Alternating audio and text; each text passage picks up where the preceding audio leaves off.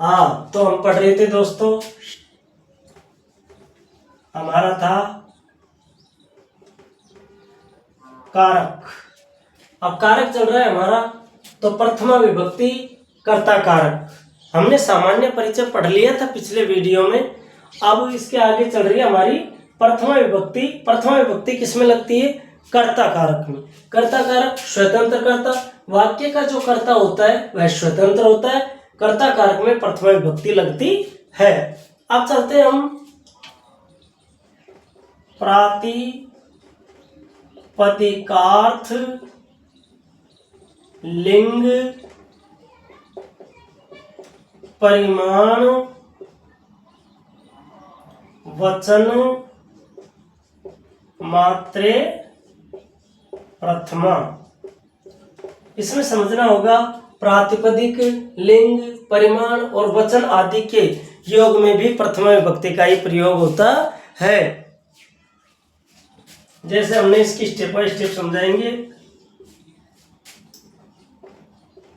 प्रातिपदिक,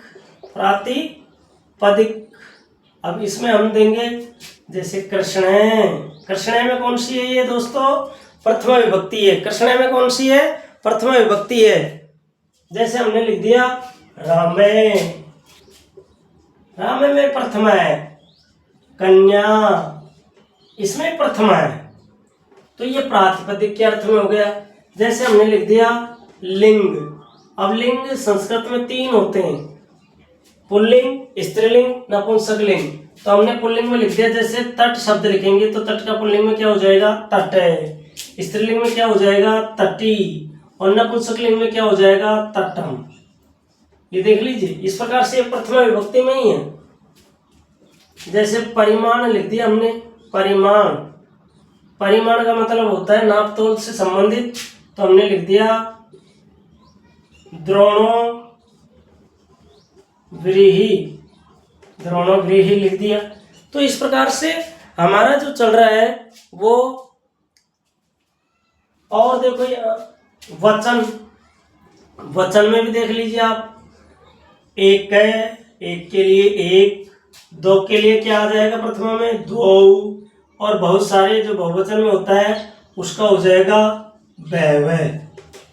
तो ऐसे ये प्रथमा विभक्ति ही लगती है। प्रातिपदिकार्थ लिंग परिमाण वचन मात्रे प्रथमा। अब चलते हैं हम कि जो कर्मवाच्य का जो अनुक्त करता,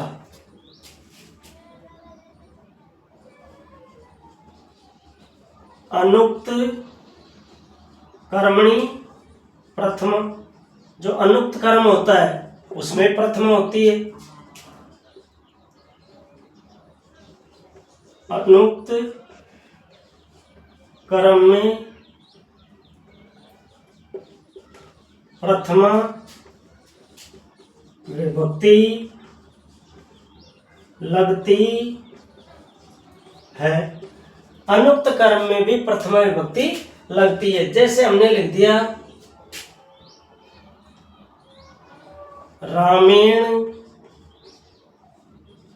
पाठे पठ्यते, रामेण पाठे पठ्यते।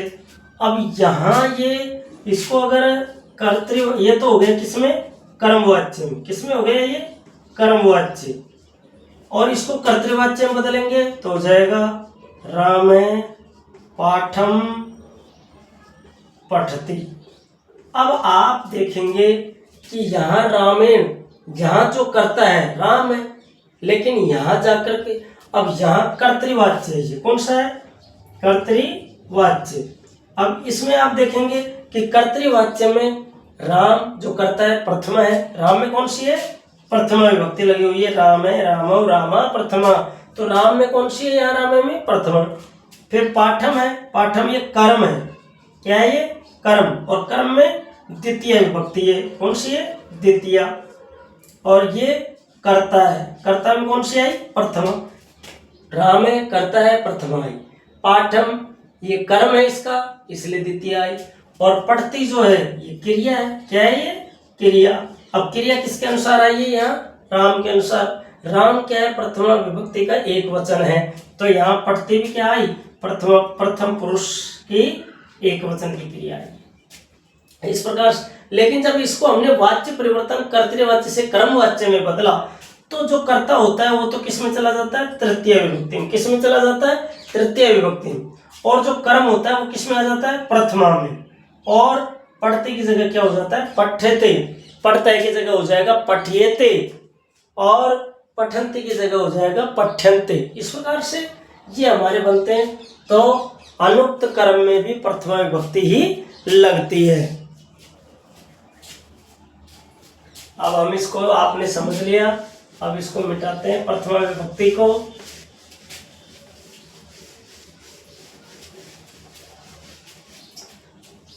फिर हमने लिख दिया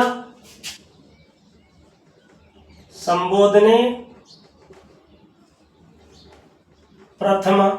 संबोधने प्रथमा, संबोधन में भी मैंने जो इसका सामान्य परिचय पढ़ाया था उसमें भी आपको स्पष्ट बताया था कि संबोधन अलग से नहीं पढ़ाया जाता, वो भी प्रथमा में चलता है। इसलिए हमने संबोधन को नहीं गिना कारकों की संख्या में, और एक संबंध कारकों के कारकों में नहीं गिना। इस प्रकार से 8 में से हमने दोनों को काटा तो बचा कितना, 6। तो कारक कति कारकाणि सन्ति, 60 कारकाणि सन्ति। कारक के कितने भेद है, पाणिनि जी के अनुसार 6 भेद है, 60 कारकाणि। तो संबोधने प्रथमा, संबोधन में भी प्रथमा विभक्ति लगती है। संबोधन में भी प्रथमा विभक्ति लगती है। जब संबोधन में क्या होता है, हे, अरे, भो, ऐसे संकेत करके, इशारा करके उसको संकेत करते हैं कि अरे, ओ, भो, इधर आना। तो ये सब क्या है, तुम सबको, अरे ओ, तुम कहाँ जा रहे हो।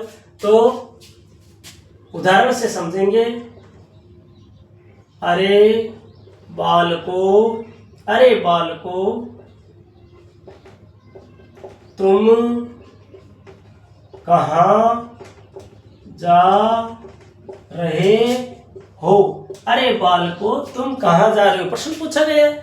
तो अरे बालको का क्या हो जाएगा संबोधन में, भो बालका, क्योंकि बालक बहुत सारे हैं। भो बालका, अब संबोधन चिन्ह लगाएंगे, ऐसे संबोधन चिन्ह लगता है।